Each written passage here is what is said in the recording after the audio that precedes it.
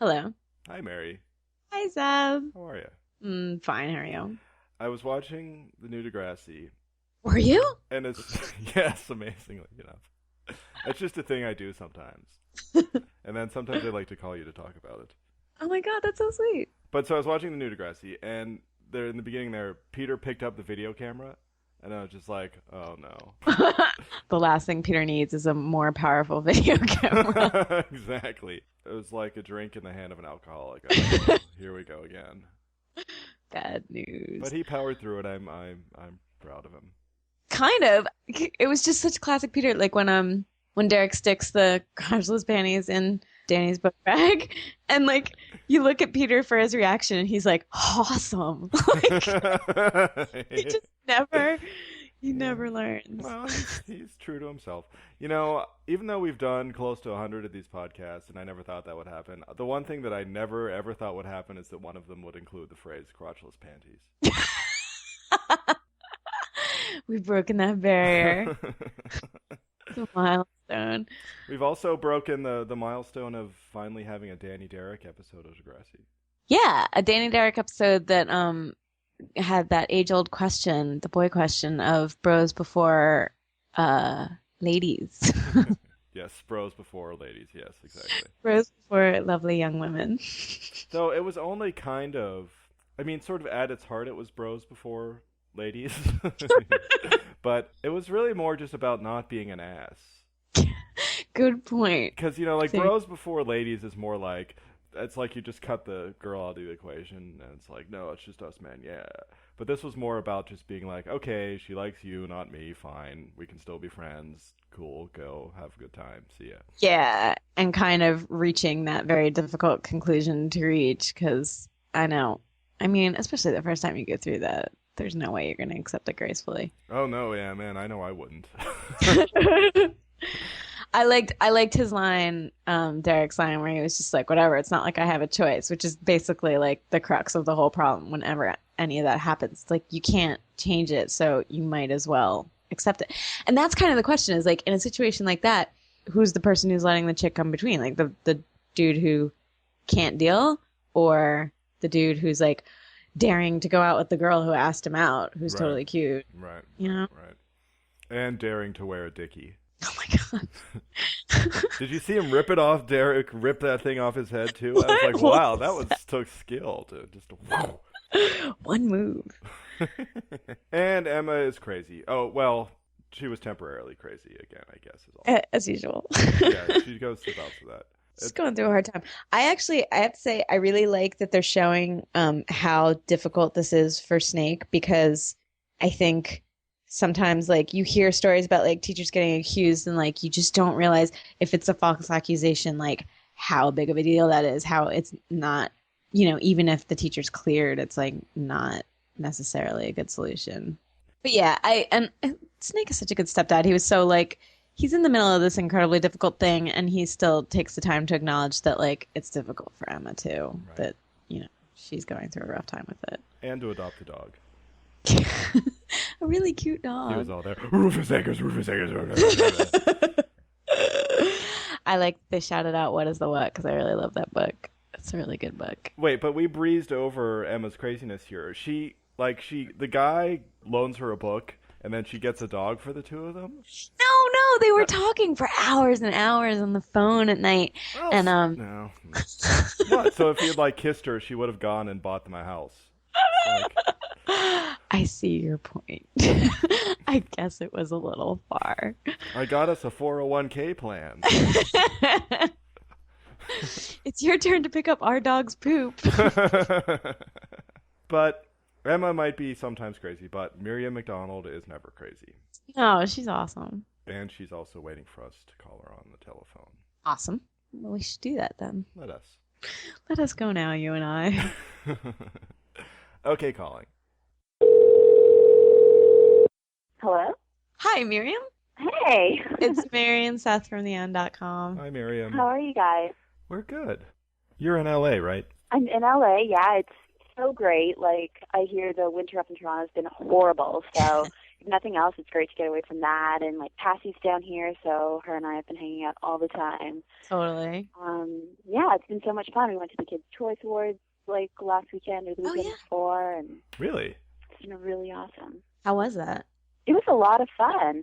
I don't know. I mean, it was just really cool to sort of be there and to sort of just be in a room with all these like really super talented people, and I don't know, just have fun. Did you get Did you meet near Shia LaBeouf? I didn't get near Shia LaBeouf. I was on the red carpet with Akon, and Ooh. I brought like one of my guy friends, and he was like, "Do you know who that was?" And by the time I turned around, he was already gone, but he was freaking out about it. Oh man. But yeah, I mean, there were so many celebrities there. It was insane. Is there like a code of behavior for that stuff? Because you're, can you like bring a camera and be all like fanboyish, or do you have to sort of behave yourself? Well, I mean, I guess I could, but I know how that would feel for me.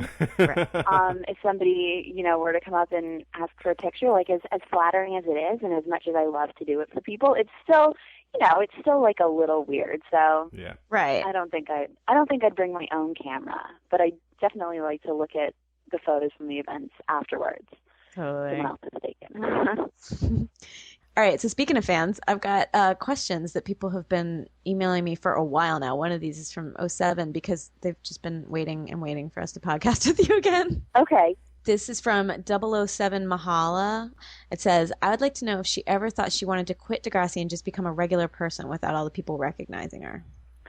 Well, I definitely had moments when I would just like to be sort of anonymous and to be able to, just go out and just kind of blend into the crowd. But I mean, I can do that. I just have to go to the right places. And like if I'm, in front of a school, then chances are someone's going to recognize me. But most of the time, I really love it because, I mean, being on Degrassi, it's not about being a celebrity. It's about telling great stories and sort of affecting people. And that's the reason they recognize us, because we somehow impacted their lives. And it's not just a matter of, oh, she's on TV. Like, totally. Right. Yeah, I would imagine you get like really personal kind of statements from. Exactly. And when it's so personal, it's like, it's such an amazing feeling that I would never want to trade that. Like, it's amazing. Do you have I want to know the opposite. Do you have like a memory of like the most obnoxious fan you ever met? Or like the scariest fan you ever met? Oh man. Well, it's always weird to get recognized like in a public bathroom. It's like kind of awkward.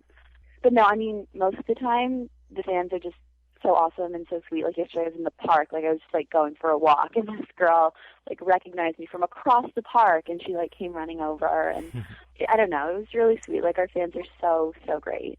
Oh, that's sweet. The being recognized thing in the bathroom is way, way, way more awkward for a guy. Yeah, no, I can totally see that. At least girls have a little privacy. Yeah. Seriously. It would be so funny if somebody like wanted to borrow a tampon from you though, so that they could be like, I got a tampon from you. Oh my god. And then you could sign it. Wow. Right. I know, sorry.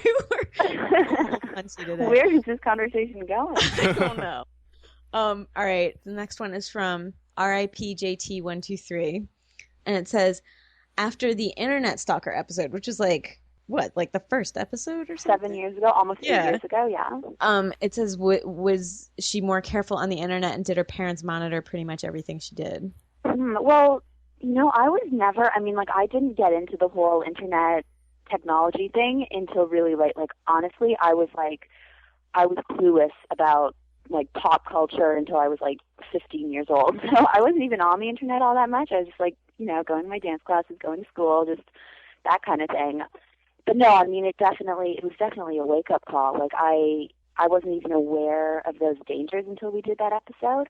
So it was totally a wake-up call. And, I know after that first episode, friends of mine would even be saying just, how much it affected them and, how scared they were. And parents, too, would just come up to me and be like, oh, my God, I'm so glad you're okay, as if it was actually me that was going through it.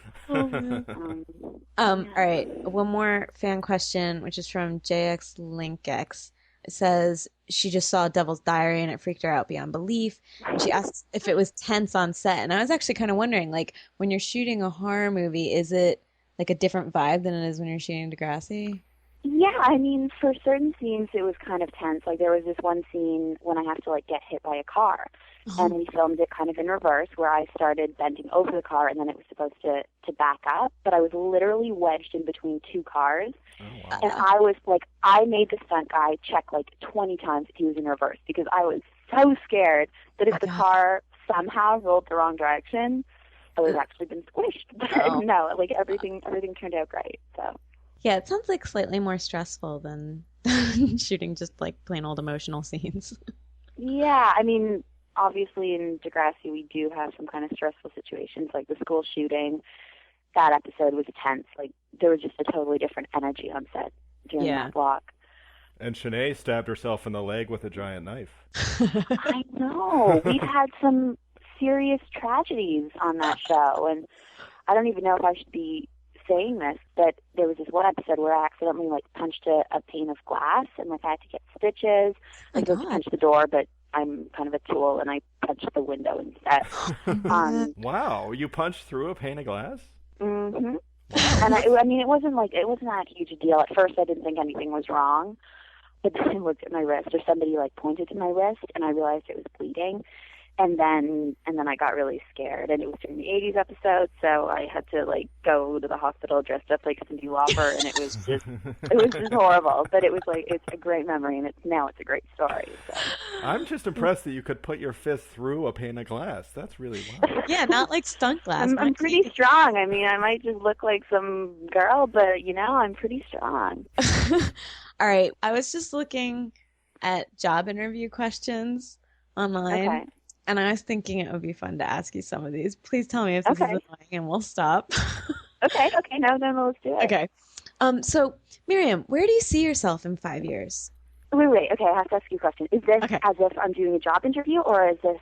or I'm just answer. Yeah, just as you see fit. Okay, so in 5 years, I'll be 25, going on 26. So... maybe I might even be getting married, or, I'll be in like a serious relationship with somebody. I'll have my career going in the direction that I want it to be going. I'll be doing stuff that I'm passionate about, and I'll be having fun. Awesome. Now I want to hear how you would answer it if it was actually a job interview. If it was a job interview? Yeah. So let's do a little role play. What job am I interviewing Let's for? see. You're interviewing for President of the Galaxy. President of the Galaxy? Sure. President of the solar system. Okay, in 5 years? Well, in 5 years, I see the solar system as being a much more stable, peaceful, supportive environment where everyone is treated with equality and where health and happiness are bountiful. How is that? That was good. That sounded like a Miss America answer, but that was very impressive. No, Miss Solar System. Come on. All right, this is actually a job interview question, or at least the internet says it is one. If you were at a business lunch and you ordered a rare steak and they brought it to you well done, what would you do? I mean, I guess it sort of depends on the company that I'm in. I wouldn't want to be the one distraction from perfectly civil meeting. If everybody was like in an intense conversation, I wouldn't want to be the one to be like, excuse me, actually I want my steak like this. Right. So it would depend on the circumstances completely. I mean, sometimes you just got to bite your tongue and suck it up. Who would you be around when you would be like, okay, I need to send this back? Well, I mean, it's kind of a power thing, right? Like if you're kind of the underdog, then you want to be sort of more respectful, I guess. And if you're kind of the top dog, then you can be a little more demanding, if that makes sense. Right. Yeah, I mean, it's tough. It's a tough call. Totally. We are totally getting to know Miriam McDonald. I like these questions. What are you most proud of? And this could be like, which Degrassi episode are you most proud of? Yeah. Or just it's tough. Like, in general, I think I'm most proud of being loyal. Like, I think that's one of my best qualities, like, as far as, like, friends or family or something goes. Like, I'm loyal almost to a fault. Like, my sign is a Leo, and I know astrology and stuff is made up and whatever, but I think that's something that I'm really proud of, just, like, not letting people down. And then as far as Degrassi goes, I guess I'd have to say maybe the eating disorder episode, just because of the reaction I've had from some fans, like when they say how much it helped them out. That's awesome. Yeah, totally. That must hit a lot of girls. All right. Wait, I'm gonna ask her the tennis ball one. The tennis ball one. This is no wait. I'm gonna ask her that one. What is your question? It's. I swear to God, this was listed on the job interview questions. It says, "Why is there fuzz on a tennis ball?" And we were trying to figure out like why people ask that. Why is there fuzz on a tennis ball? Like maybe it's because they're trying to get people to like see how people react to a question they don't know the answer to. Yeah, but maybe it's like to sort of absorb some of the shock, because if it was just rubber, it would bounce like crazy. Yeah. Okay. Anyway, sorry, I'm being distracted. Oh no, that's okay. What's your favorite memory from childhood? Something just super simple. Like me and my sister used to love dolls, and like we would get these giant life-size dolls, and like we'd actually like go out to stores and buy real baby clothes for them, and then we'd take our babies to the park, and just like that, just playing with my sister in the park with our dolls. It's really simple, but it was like really amazing. I totally remember going and buying real baby clothes for my dolls. That was always such Wasn't it so great? And I loved the life-sized ones. Like, yeah, Barbies, whatever, but I liked the real ones that were like real. It was, yeah. Okay, this is not a job interview question, but I love this question anyway. Would you rather be able to fly or be invisible? I'd rather be able to fly. It's more empowering. Being invisible is, I don't know. Yeah, I'd like to be able to fly. Because if you're invisible, no one knows it. But if you can fly, they're like, look, there's that person who can fly. Exactly, and being invisible is so like, it's a cop-out kind of, because any invisible person can go find out anything they want, and it doesn't take any guts, and it doesn't take any, it's a cop-out, I think. Totally. It's like listening in on somebody's conversation secretly, or reading somebody's diary. It's like, Why would you do it? Yeah. Wow. What would you do if you won the lottery? How much money? Like a lot of money, like you never had to work again.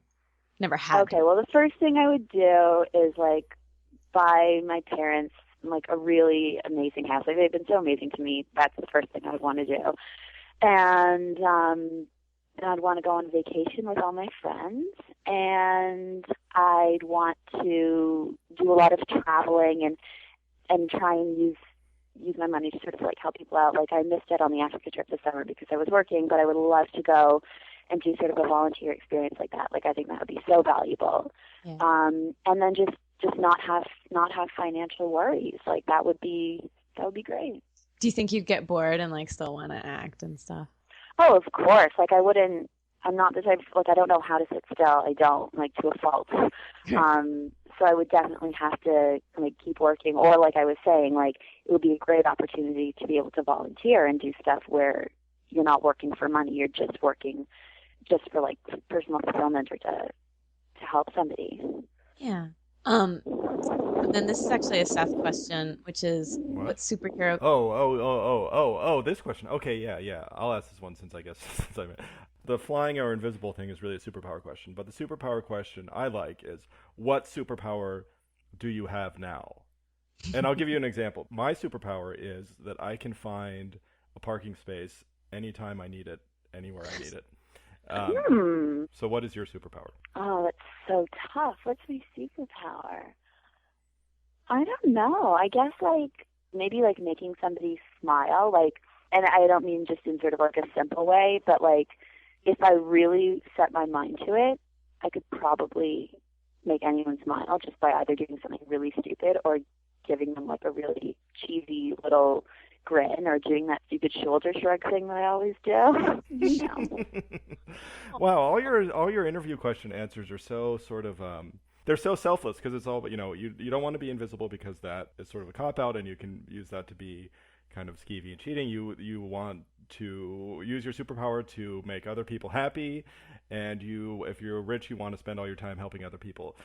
You're actually making all of us look bad, Miriam. Oh, no, that's not the goal. I don't know. I just think it's like, I guess in a way it's kind of selfish, because doing all those things and getting sort of a reaction from other people is like self-fulfillment as well. I'll back this up with brain science, which is that there was a study on meditating monks. They did fMRIs, which is like moving MRIs on their brains while they're meditating. Yes. And the center of their brain that lit up when they were meditating on compassion is the same one as happiness. So when you are doing good for other people, it does make you happy. So absolutely, 100%. And I think I think compassion is it's kind of everything. Like, it's so rewarding from every possible perspective. Yeah, you can be selfless and selfish at the same time. Yeah, it's awesome. All right. Thank you so much for your time today, Miriam. Thank you. See ya. Bye. Enjoy the weather. I will. Thanks. Okay. Bye. Bye.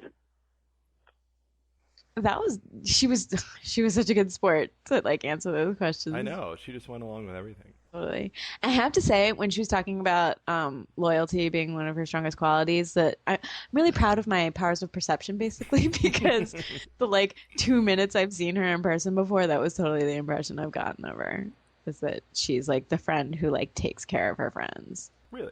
I remember saying something about it after the 5-year anniversary party. I was just like talking about she's totally the girl you go into the bathroom with, and like she talks you down when you're being a spaz about some dude. Well, that's nice.